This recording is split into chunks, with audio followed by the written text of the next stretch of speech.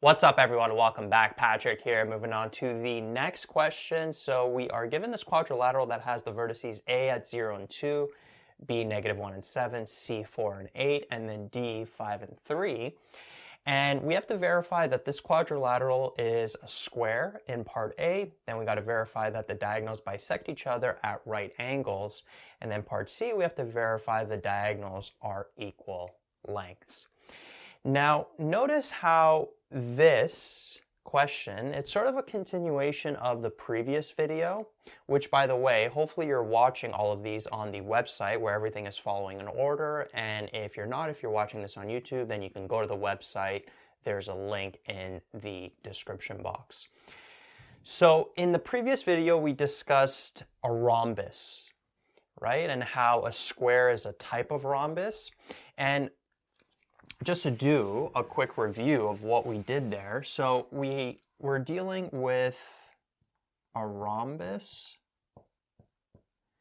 And so we mentioned how a rhombus, all four sides are just going to have equal lengths, right? But then we split it up into two different cases. So we can have a rhombus that is a square, because notice that a square has all of its lengths the same, right, as four equal lengths. And then we can have a rhombus that's not a square. Okay, so we know a square basically looks like that, right? All of these are the same. And then a rhombus that is not going to look like a square, it kind of looks like just like a parallelogram with all of the sides being equal, like that. Right, and the only difference here is that the square, all of its angles are 90 degrees, right? While this rhombus here, that's not a square, there are no angles that are 90 degrees. So that was the general sort of breakdown of a rhombus. So in the previous video, we dealt with this case. Now we're going to deal with this case. Now, just to further expand on that previous video, we mentioned how in any rhombus, in any of these cases here, the diagonals bisect each other at right angles. Okay, so that's for any of these cases here. So we're going to verify that property in part B again for this case over here. So what does that mean? Well, if we drew diagonals, they're going to bisect each other at right angles. So the diagonals are going to be perpendicular. And then this length and this length are the same. And then this length and this length are the same. And then same thing for a square. So if we draw the diagonals, right, they're bisecting. This doesn't really look like, if you draw a perfect square, then the diagonals you draw are going to have a 90-degree angle between them. So they are perpendicular and they bisect each other. And actually in this case, this length are the same, and then this length and this length are the same. So what we mentioned, that the diagonals in a square, the diagonals have equal lengths. Right? Meaning this diagonal and this diagonal, they have the same length, versus if you're dealing with a rhombus that's not a square, and we verified this in the previous video as well, the diagonals have different lengths. All right, so both of these cases of a rhombus, they share these properties, but then these two properties are different. Right? So what we're going to be doing now is working with this case in this video. So first we have to verify that it's a square. So first thing we're going to do is we're going to find the lengths of all four sides, make sure that they're all equal. But notice that that's not enough to verify that it's a square. You also have to verify that the slope of this line and this line are parallel, and then the slope of this line and this line are parallel. But not just that, then you got to verify that the two slopes are negative reciprocals of one another, that they're perpendicular to each other, just to verify that those angles of 90 degrees are there. So you got to take a little bit of a step further when you're verifying something is a square versus when you're just verifying that it's a rhombus. When you're verifying it's a rhombus, you just have to show the 4 equal lengths like we did in the previous video, right? But since we're verifying it's a square, we got to show that, plus we got to show that those 90-degree angles are there. And we do that by finding the slopes of all the sides and making sure that the 2 pairs of slopes are perpendicular. And then in part B, what we're going to do, we're going to verify this. Again, if you remember in the previous video, we did that in 2 steps. We're going to do the same thing here. And then in part C, we're going to show that the diagonals have equal lengths versus in part C in the previous video, or maybe it was part D, I forget now, but in the previous video, we showed that the diagonals have different lengths. Okay, so now we're going to be dealing with this case. So let's first start off with just a rough drawing that we can have as a reference. You can draw this on a Cartesian plane if you want. It's going to be more exact then. I'm just going to draw a rough diagram here just to have something to follow as reference. So we got C, 4, and 8, and then D, 5. And 3, like that. So we have this square, and first we got to verify that it's a square. So what is the first step? In part A, we got to verify the 4 equal lengths. So that's what we're going to verify first. And so let's start off with finding the length of AB. Now, the length formula, just in general, x2 minus x1 squared plus y2 minus y1 squared. So let's label this x1, y1. Let's label this x2, y2. So we'll have x2, which is -1, minus 0 squared, plus y2, 7 minus 2 squared. So we'd end up with -1 squared plus 5 squared. That would be 1 plus 25. That would give us root 26. So let's track these over here. So AB has a length of root 26. And I'm going to leave it as an exact value. Now let's find the length of BC. So B we already have labeled as x2, y2. We'll label C as x1, y1. So all that's going to change is this over here. So now we have the x1 being 4. Right? And then we have the y1 being 8, like that. So this would end up being -5 to the power of 2 plus -1 to the power of 2. Notice again, we're going to end up with 25 plus 1, which is 26. So BC has a length of root 26. And then let's find the length of CD. So we got x1, y1, so this is going to be x2, y2. So in this case, what we can do is we're going to be plugging in x2 and then y2, right, with that D coordinate. So x2 is 5, the x1 of 4 stays, then the y2 is 3, and then the y1 of 8 stays. So what would we get over here? We'd end up with 1 squared plus -5 squared, which again, 1 plus 25, root 26. Right, so CD has a length of root 26. And then finally, we're going to find the length of AD. And notice those are already labeled properly. So the x2, y2 we already have here. And then we'll have the x1, which is 0, and then the y1, which is 2. What do we get? Notice 5 minus 0 is just 5. 3 minus 2 is just 1. 25 plus 1 again. So we would end up with root 26 for AD.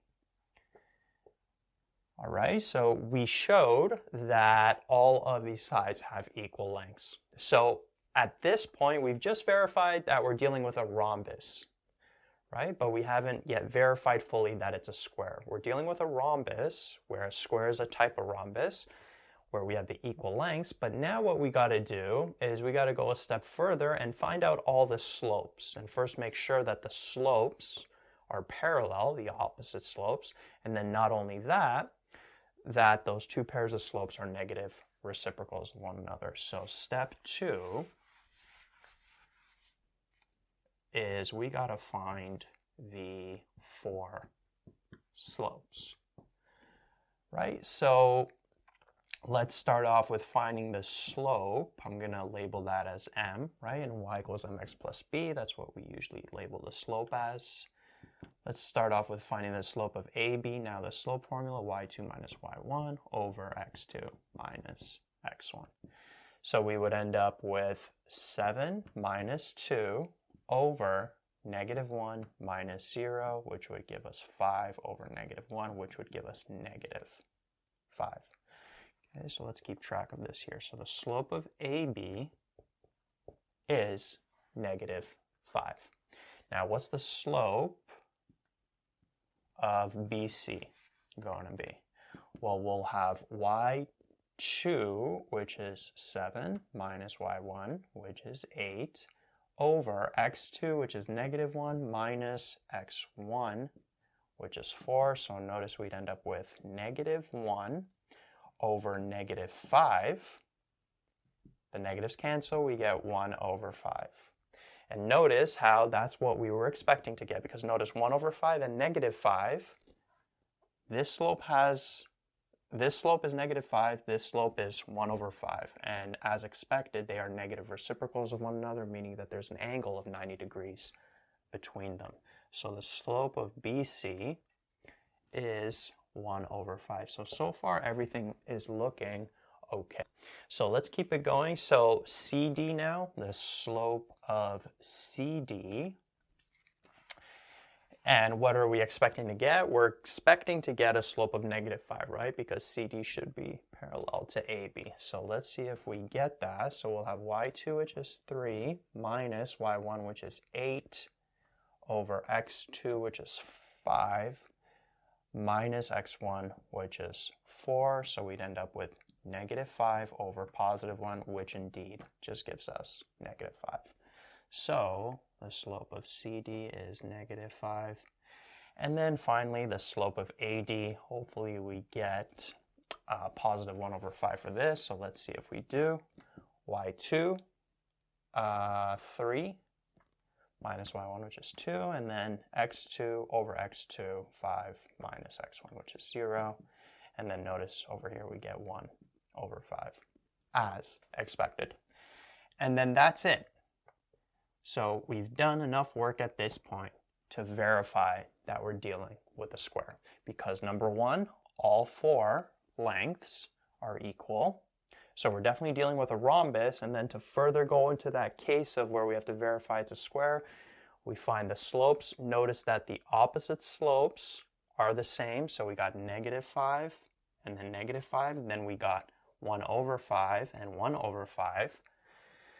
So the opposite sides are parallel, and the two pairs of slopes are negative reciprocals of one another, meaning the slopes are perpendicular to each other, meaning that all of these angles are 90 degrees. And so with all that work, we finished part A. We verified we're dealing with a square. So now let's move on to part B, where we're going to be dealing with those diagonals. So what I'm going to do, let's erase these over here. Erase these angles just so there's less going on in the diagram.